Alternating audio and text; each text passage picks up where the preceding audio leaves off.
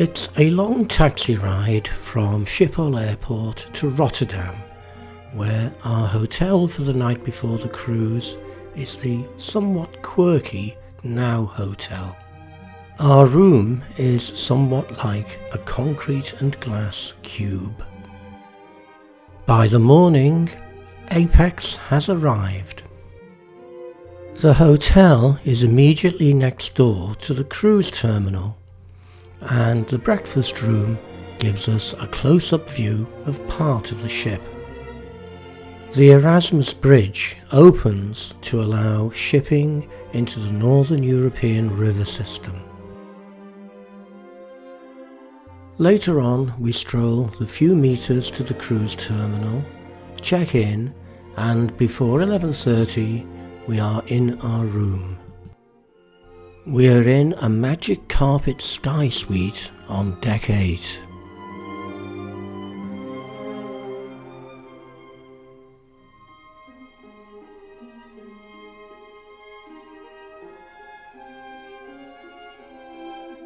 The view from our balcony is currently the cruise terminal and parts of central Rotterdam.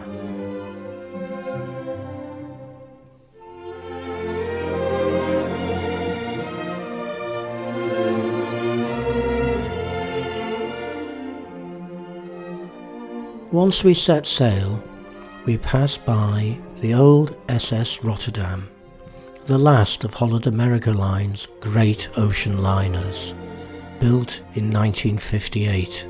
She's now a hotel and tourist attraction. We have a day at sea before arriving at La Rochelle. We have booked a ship's tour to the Ile de Ré, the bridge that links the island to the mainland, viewed from our ship, and our ship viewed from the bridge. Our first stop is the village of Arzenray. The church of Saint-Étienne dates from the 12th century.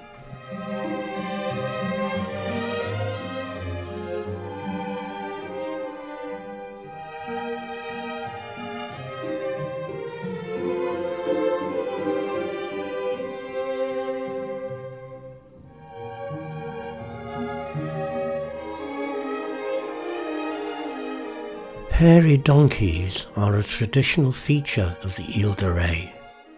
Our next stop was Saint-Martin.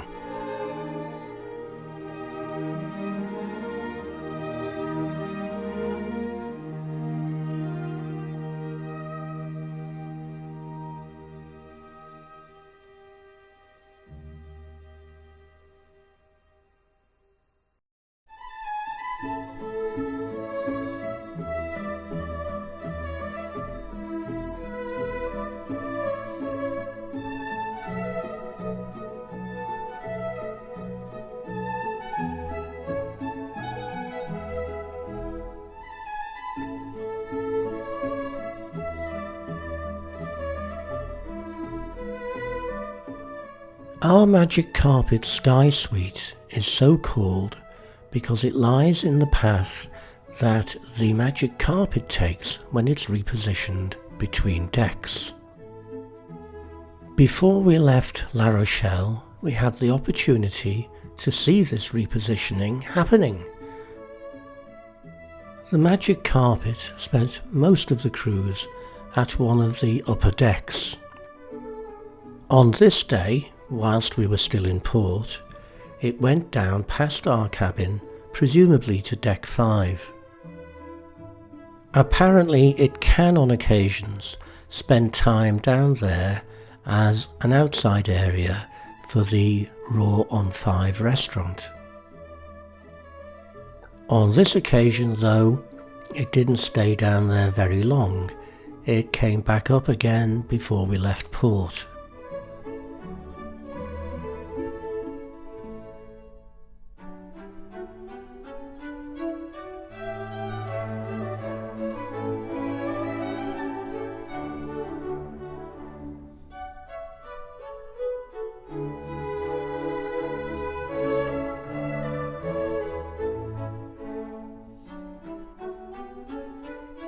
We have another sea day before arriving in Lisbon, where we have the best part of 2 days. It's a busy day in Lisbon, with 2 Azamara ships and a Royal Caribbean in port. We decided to take the short walk to the old city centre.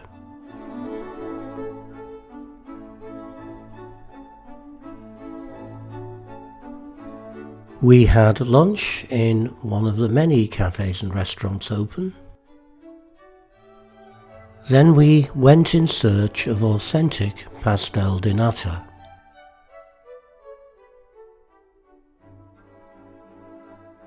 And we found an excellent example in one of these pavement cafes. Then it's back via Black Horse Square.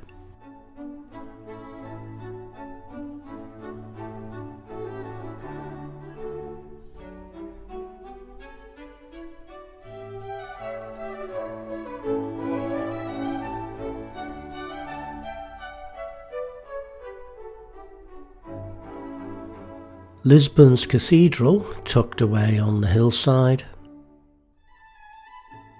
and back to the cruise terminal.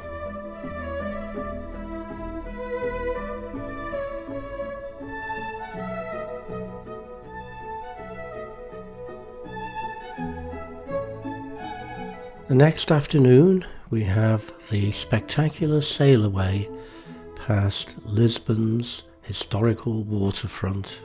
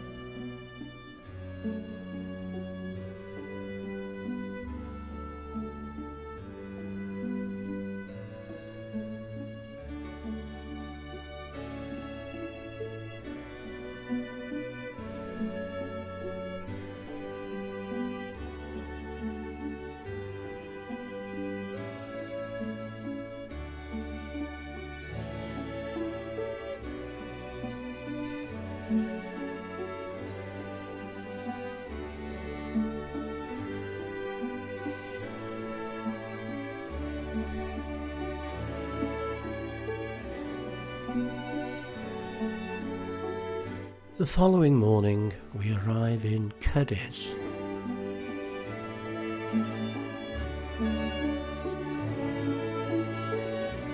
We take a stroll through the old city centre. This time we have an aim in view, a very particular cafe.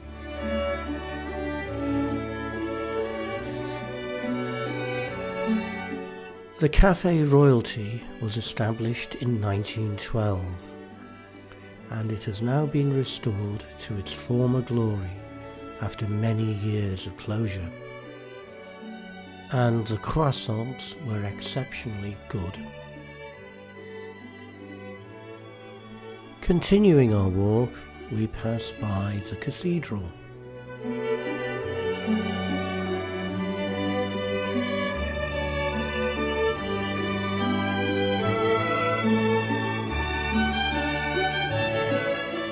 We are looking for the Roman theatre of Cadiz, which we've only just found out about. We enter the site through a very anonymous front door. The theatre dates from the 1st century BC and originally held about 10,000 spectators.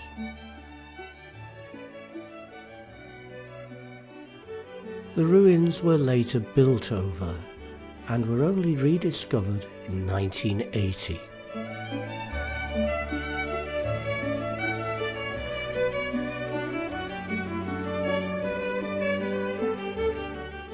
Heading back to the ship, we pause to admire local architecture. That evening, as we transit the Straits of Gibraltar, we have a view of Morocco and the Atlas Mountains from our balcony. Next day, we're in Cartagena.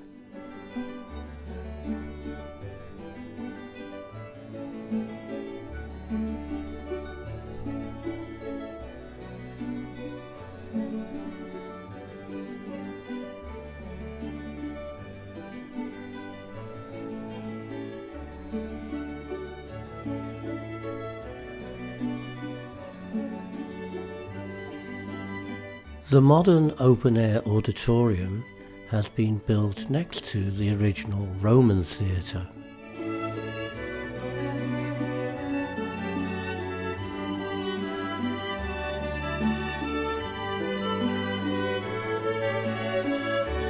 Walking towards the town centre,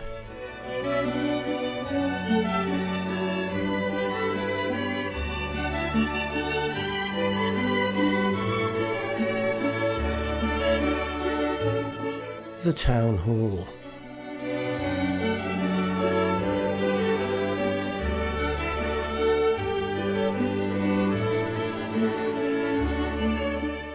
Heading back to the ship along the very smart modern waterfront.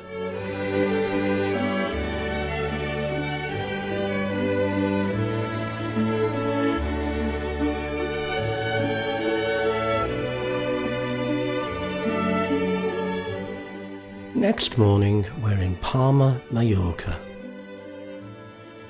P&O's newest ship is also in port. We didn't feel inclined to wander very far, just a short stroll from the ship.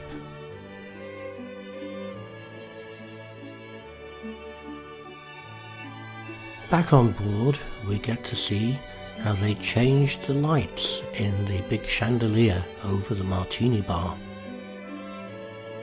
You wouldn't get me up in one of those.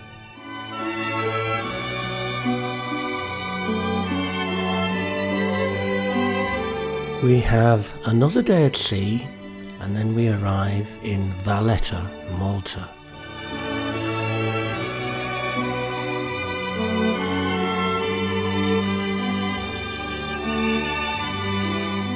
Entering the Grand Harbour.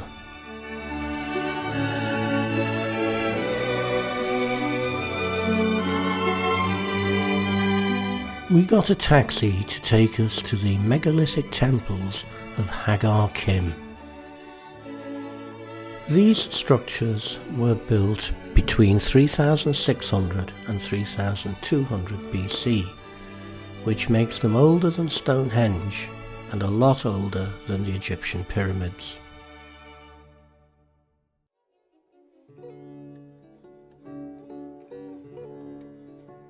The temples were first excavated about 200 years ago, and since then damage from erosion has become evident. So, about 1980, a tent was erected to protect the site from further erosion.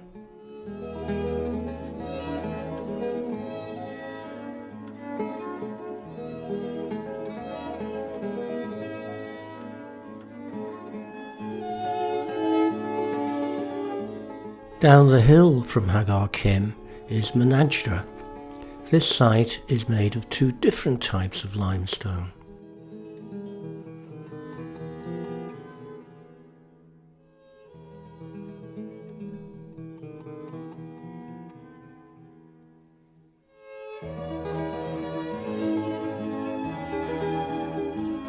The softer limestone allowed for some simple decoration.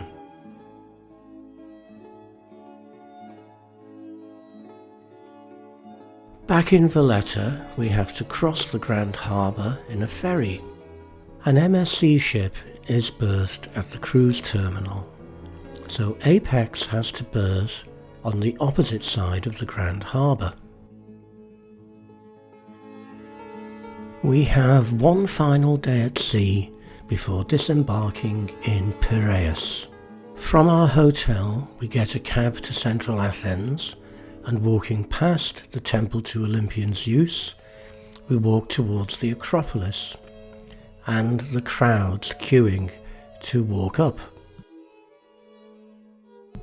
There's no possibility of us climbing up there. Opposite is the Acropolis Museum, which we will visit tomorrow morning. After listening to some street entertainment, we found a very nice place for lunch and then headed back to our hotel.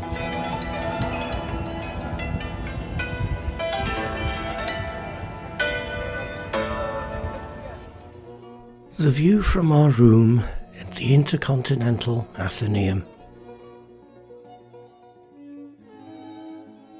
And in the evening,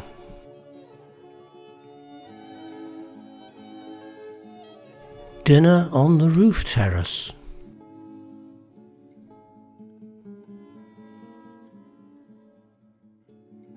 We got to the Acropolis Museum before opening time, 9 AM, and it proved to be one of the best museums ever anywhere.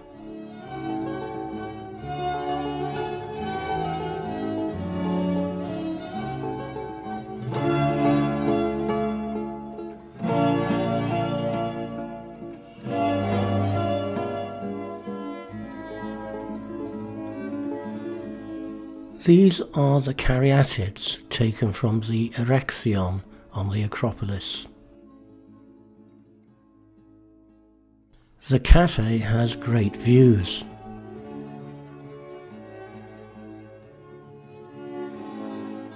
Lykovetos Hill.